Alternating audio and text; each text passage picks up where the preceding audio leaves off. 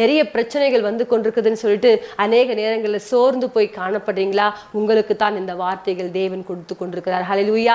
அன்றைக்கு பாருங்க, எலியா ஒரு பெரிய சக்சஸ்ஃபுல்லான ஒரு வாழ்க்கை வாழ்ந்தவர் தான்.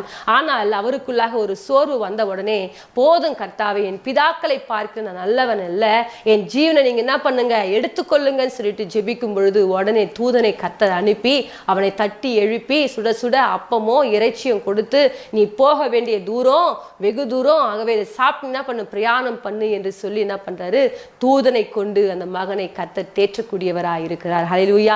இன்றைக்கு கூட கர்த்தர் உங்களுக்காக ஒரு தூதனை ஆயத்தப்படுத்தி வைத்திருக்கிறார். நீங்கள் சோர்ந்து போகாதீர்கள்.